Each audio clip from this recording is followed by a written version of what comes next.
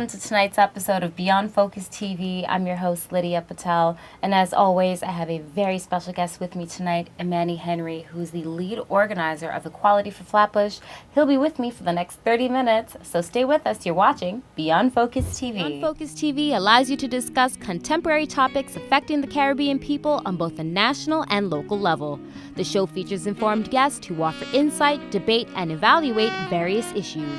Beyond Focus TV builds on the station's mission to provide useful information to the Caribbean people in New York and abroad.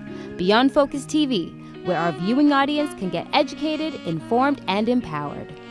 Welcome back. You're watching Beyond Focus TV. I'm Lydia Patel, sitting down here with Imani Henry, who's the lead organizer of Equality for Flatbush. Imani, welcome to Beyond Focus TV. Thank you for having me. You're very welcome. It's great to have somebody like yourself here. I love a little bit of grassroots. I love the underground stuff, especially because we're going to really go nitty gritty and talk about what Equality for Flatbush is. We have a lot of our viewers who live on Flatbush, have family on Flatbush. Flatbush is a big part of our program. It's a big part of what we are as Caribbean people or Caribbean descent.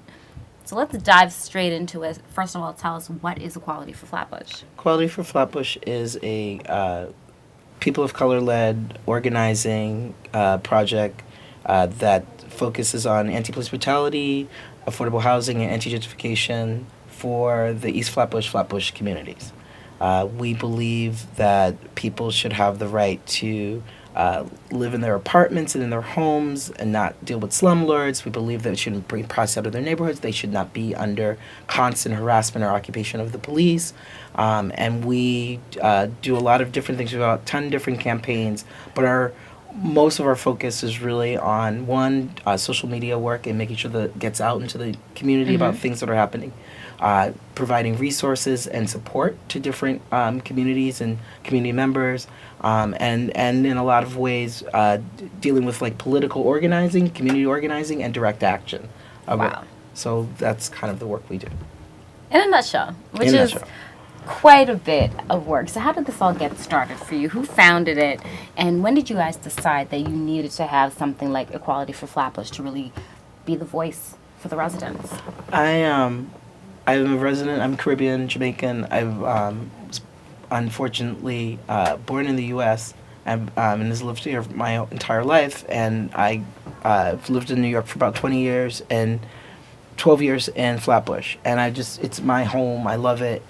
And I think over the last couple of years, really realizing and looking at the need of how we've always dealt with slumlords. That's, we've all lived in settings where it's sort of notorious in Flatbush around how landlords treat particularly black folks, Caribbean folks, migrants, immigrants, right? But with gentrification, what was then a situation where, say, I lived in a building where you didn't have like hot water on certain days, or the elevator didn't work, and all of that kind of stuff.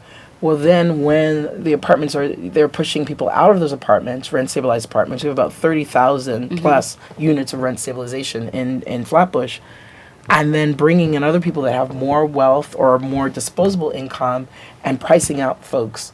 Then for us, it really became a moment of really, well, what are we going to do about it? Are we going to be able to stay in Brooklyn? Are we going to be able to stay in Flatbush?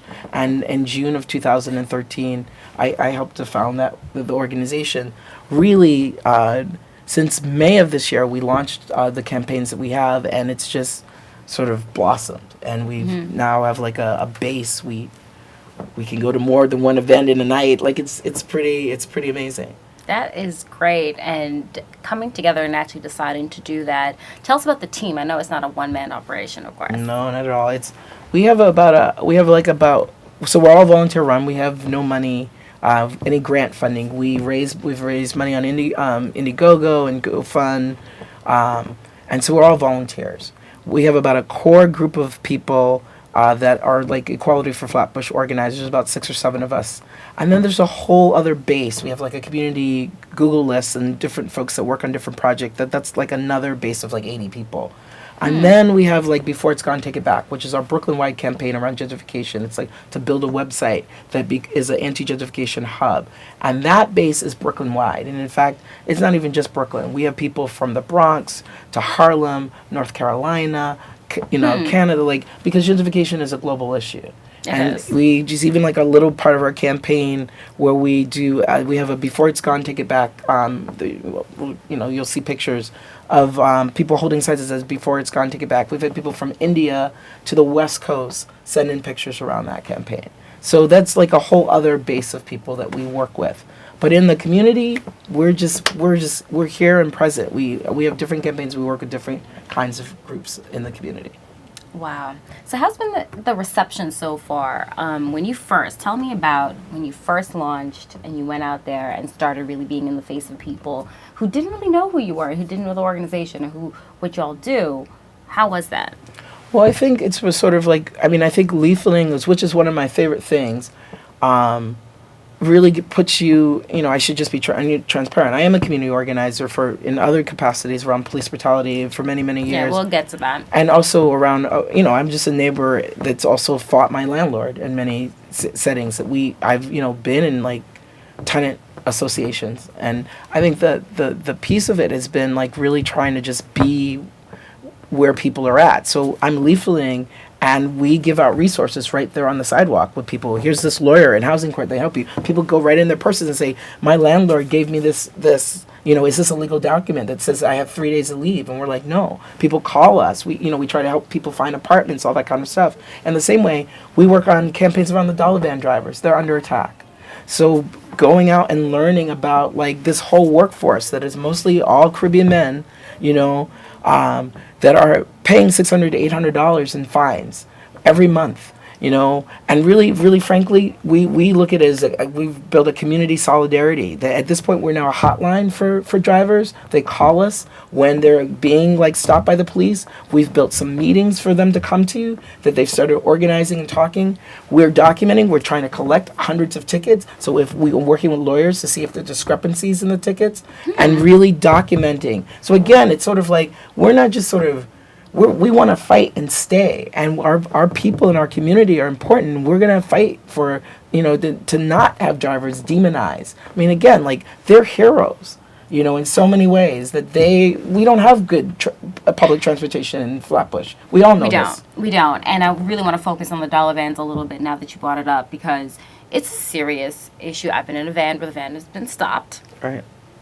And, it's a pain for us. We hop out the van and it ends there for us. But then there's a bigger issue with this driver is now. Let's make it clear. Are there illegal vans on the road? What is considered an illegal van? Well, technically there's a new sort of thing pending right now that we're sort of researching that's possibly coming out of the city council. But the bottom line is that technically all the vehicles, and there's sort of three categories. All vans are quote unquote illegal to pick up fares that like on a stop. So the bottom line is we can charter, like I know people who charter dollar vans to pick up their kids in Red Hook because there's no school bus for them. Mm-hmm. You can go to Atlantic City. You can call Blackstreet and be like, hey, I want to go to Atlantic City and my church group wants to go, and you can do that. What the issue is that they're not allowed to pick up on a hail. So there are three and so the quote unquote dollar van companies, the van companies that we all know, Alexis, we start Brooklyn, all of them have been fighting to try to like change that legally for themselves. Well, that thought, we're going to take a quick break. Sure. We'll be right back because I want to go right into this. If you are a dollar van driver, if you use a dollar van, coming up next, you're going to want to hear this segment. Stay with us.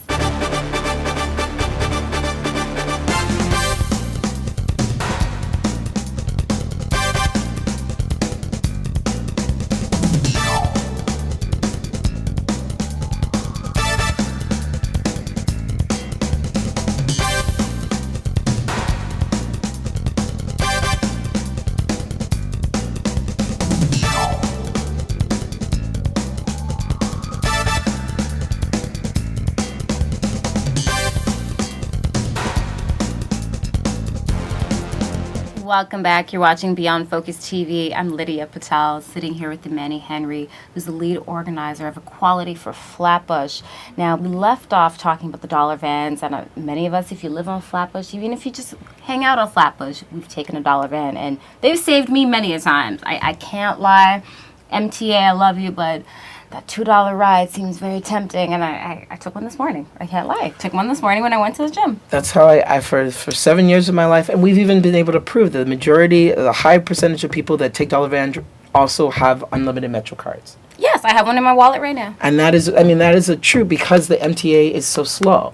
And we are one of the most densely populated neighborhoods. So there's just the short story of it is that there are dollar van driver companies that have gotten TLC licensing and all of that kind of thing, but they're still legally about the picking up on the hill, which hopefully there's work of that changing. There's independent drivers who also have TLC licensing and everything all together, but again, work independently for themselves. They have their own vehicles. And then there are other folks who want to have all kinds of licensing, but for whatever reason, financially, what have you, and there's also, let's be clear, so the scam of what is happening with TLC that everyone talks about, is it a medallion, is it a sticker, all this stuff, it's not a clear sort of roadmap for everybody. But the bigger issue, I think the bigger issue is this: they're all being ticketed.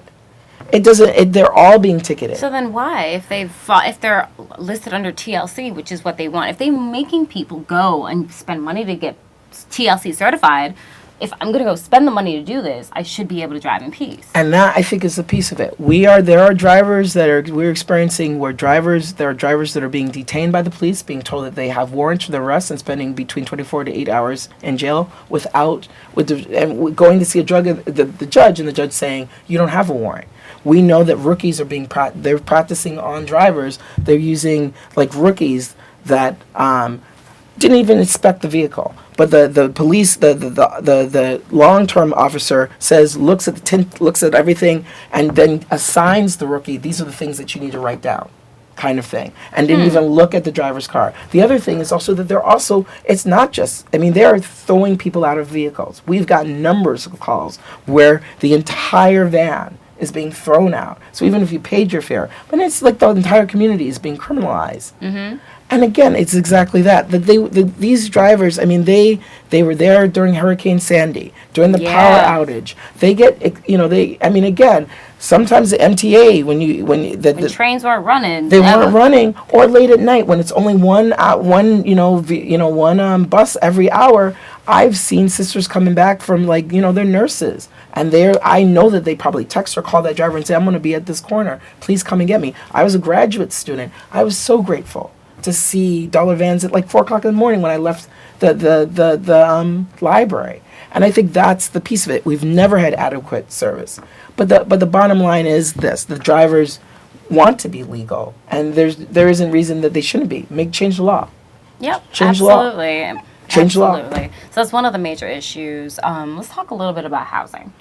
Gentrification and the housing, they kind of go hand in hand, because a lot of the areas in Brooklyn, whether you're in Bed-Stuy, if the Prospect Leffert Gardens, that is changing, rezoned. And unfortunately, if you were paying $1,100 for rent and they can get someone to do $1,500 or $1,600, who's going to get it? And this is important. And again, there's just not to go back to the dollar vans, but the other thing that we launched was checkpoints, because this is the other piece of it. We've launched a survey for community around checkpoints because of the same kind of... Utica Avenue, there's a big one right there. This is exactly that. So dollar vans are stopped, but then regular people in our neighborhoods, exactly because of gentrification, we do tie it to gentrification, that if it's only going in one southbound on Flatbush Avenue towards, I'm correct about the southbound, going towards East Flatbush. It's not going towards Barclays that they set up the checkpoint where there are 20 cops. No, it's going towards Kings Plaza. Exactly. And so the same kind of thing is that we're looking at, right now in Flatbush, minimally, there are 14 luxury residential projects going up right now. 14. That's minimally. There are others that we don't know about, but we know of at least 14 that are luxury. That's really key to it. So for instance, 636 Flatbush, that's almost built, that's going to be 23 stories, is starting studios are $2,000. $2,000, and it's mostly studios in one bed.